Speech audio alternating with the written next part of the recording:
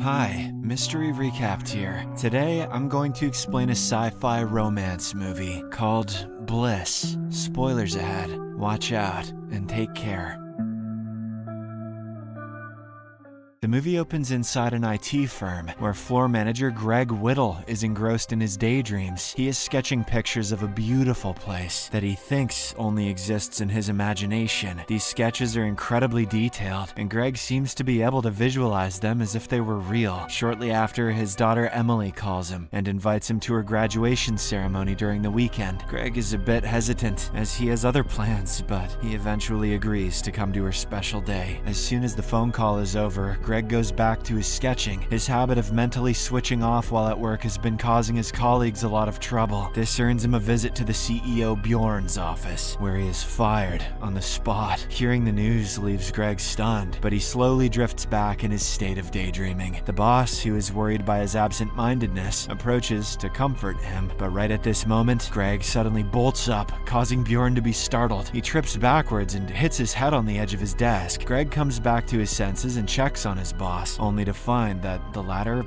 has no pulse. Afraid that he will be blamed for Bjorn's death, he desperately searches for a way to escape or to hide the body. He hangs Bjorn's sleeves over the window to prop him up, then covers his body with the curtain. Greg then leaves the office in the pretense of grabbing something for lunch. Following this, he arrives at a nearby bar and immediately orders a double shot of whiskey to drown his worries. He is impatiently waiting for the drink when he spots a woman looking at him rather curiously. The woman waves her hand a few times, making the sounds in the bar momentarily muffled. When Greg notices what she's doing, the woman approaches him and calls him a real person. She then introduces herself as Isabel and invites him to her booth. Confused, Greg joins her at her table, where she points out how Bjorn's body is visible from where they're sitting. Isabel offers to help, claiming that she feels responsible for this whole situation. In exchange, she asks him to retrieve a yellow amulet from her ex-boyfriend, who's immune to her powers just like Greg is. A confused Greg, who has been listening patiently, has no idea what she is talking about. So, Isabel clarifies that unlike them, most of the people they are seeing currently aren't real. These people are simply a part of a simulation that she built. Greg is still doubtful, but he has no choice other than to do what she says. In the bathroom, he finds Isabel's ex-boyfriend, who seems to have passed out drunk. In his hand is the yellow amulet, which Isabel claims has special crystals that can manipulate this fake world. Greg retrieves it with ease and returns it to her. Now that he fulfilled his end of the bargain, Isabel promises to fix his problem. She grabs his hand, closes her eyes, and suddenly the sun outside glows brighter. Bjorn's body slides down from the office window and drops onto the pavement below. Stunned, Greg hurriedly rushes out of the bar and goes to the scene. His coworkers witnessed the event, and they now believe that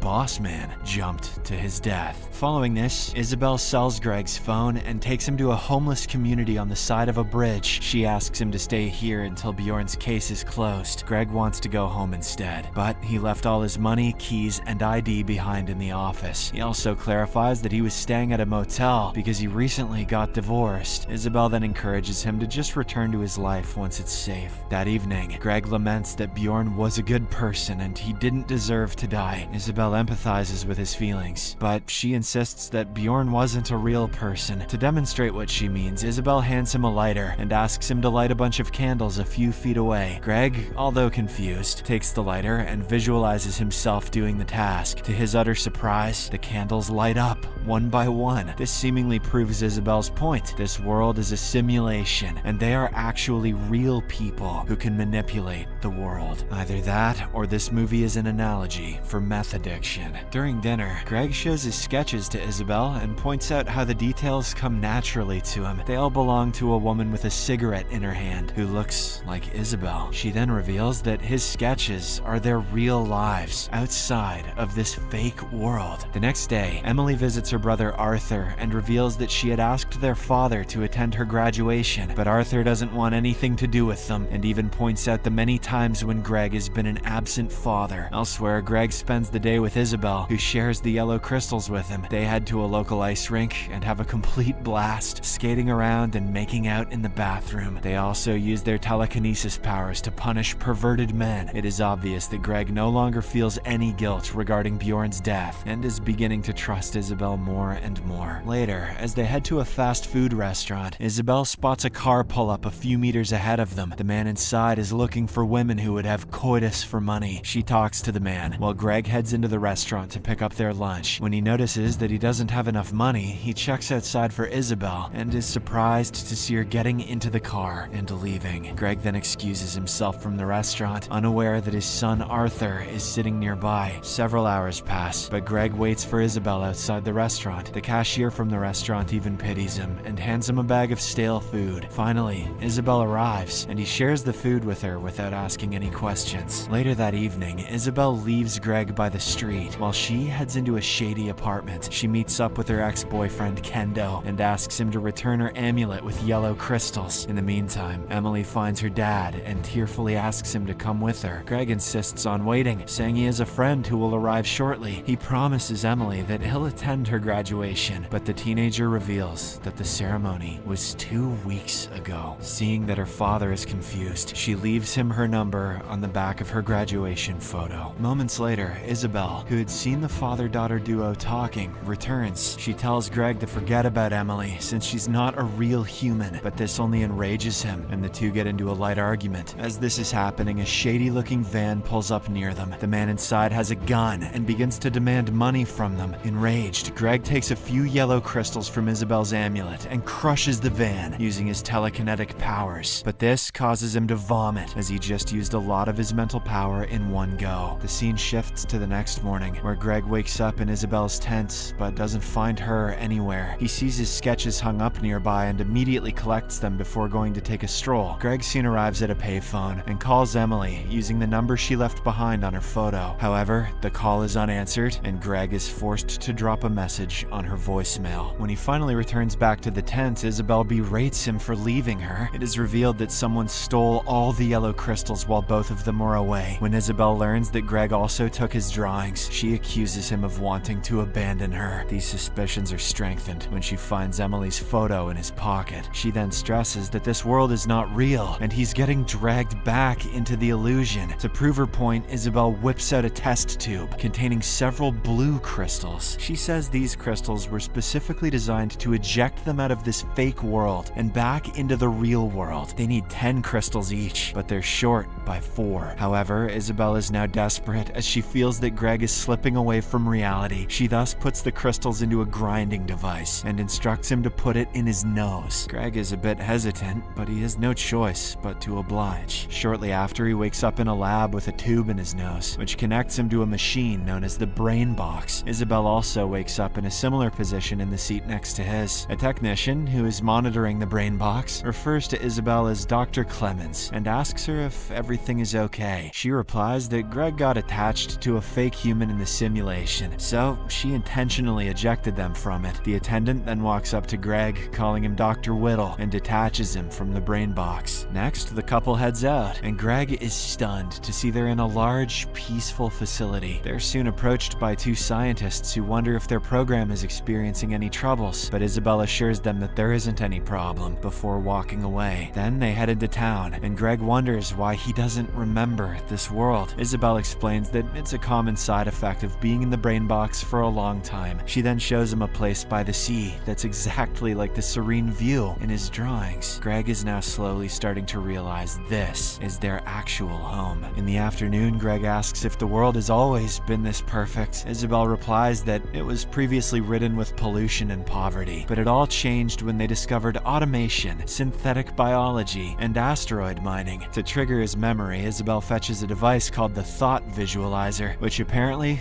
Greg invented. The device converts the user's statements into a live animation. Using the Thought Visualizer, Isabel explains how synthetic biology fixed their environmental problems, while asteroid mining restarted the economy. People shared their wealth with everyone, and soon they created automated robots who did the tedious tasks. With all the money and time, people could explore their passions. And then they became truly useless. As the years passed by, humans got so used to their spectacular world that they slowly started being unappreciative of the wonderful things around them. This is why Isabel created the brain box, so that people could truly appreciate how bad their world could be. That evening, the duo attends a function where renowned scientists and artists have gathered. They meet with celebrated scientist Dr. Nye, who compliments Greg's thought visualizer. Afterwards, Dr. Nye approaches Greg for a private talk and raises his concern over the Brainbox project. "Anyway, see ya, gotta go on Kai Cenat's stream now," says Dr. Nye. Isabel, who had noticed the two talking in a hushed tone, later asks Greg what they were discussing. It is obvious that she is aware of how people are skeptical about the Brainbox project, and it makes her extremely angry. Unbeknownst to anyone, an apparition of Emily has now entered the party and is looking for her dad. Later on that week, Isabel speaks about her project in a public function. She calls Greg to the stage and explains to the audience that he was asked a series of questions before he went into the brain box. Isabel will now ask the same questions and compare his answers to his previous ones. She then fires off a series of questions, and Greg's answers clearly point to his changed perspective on their world. He was irritable and bored before, but now, having been in the simulation, he is extremely grateful and happy. The presentation is a success, and Isabel draws a lot of attention after her speech, but as she is surrounded by a group of admirers, Greg gets lured out of the party by the apparition of Emily. While he's following her, something weird begins to happen. Their pristine venue is suddenly being littered with graffiti and trash. Emily, on the other hand, finally talks to Greg, stressing that she's his daughter and that he's not thinking clearly. Emily explains that she found him in a homeless tent with weird yellow crystals in his hands. She returns those crystals and reveals that he has to choose which world he wants, this perfect world or the broken world where his children live. Suddenly, Greg hears Isabel shouting for help and rushes downstairs only to find the party in chaos. This prompts him to take one yellow crystal and use his telekinetic power to push the crowd away from Isabel. Greg then pulls her out of the party, and they see that the simulated world that existed inside the brain box is now mixing with their idyllic world. A confused Greg asks what's happening, to which Isabel reveals that exiting the brain box using insufficient blue crystals might have caused this. They now have to return to the simulation and get the right amount of blue crystals again. Moments later, the duo gets back to the lab and hooks themselves up to the machine. They soon wake up back in the homeless tent in the simulation. They then immediately head to Kendo's building, as he is the only one who can manufacture the blue crystals. Once they reach there, Isabel grabs a nearby pistol and threatens Kendo to give them as many blue crystals as possible. Isabel is now on edge, and when Kendo reaches for his pocket, she shoots him. She then takes a packet of blue crystals from his back pocket and heads back to the tent with Greg. Unfortunately, the sound of the gunshot has alerted local policemen who are now entering the building. Greg and Isabel then race to the rooftop and climb down the fire escape. Once they're out, they head to their tent in a stolen car. But things go from bad to worse as they realize they still don't have enough blue crystals. The police have also located them, and the duo is forced to duck for cover. With not enough crystals, only one can wake up to the real world, while the other has to stay. Greg suggests that she kill him so that he can automatically wake up in the real world, but the latter is not sure if that will work. Isabel weeps as she feels guilty for creating the simulated world they're stuck in, but Greg reminds her of all the great times they had in this world, expressing his love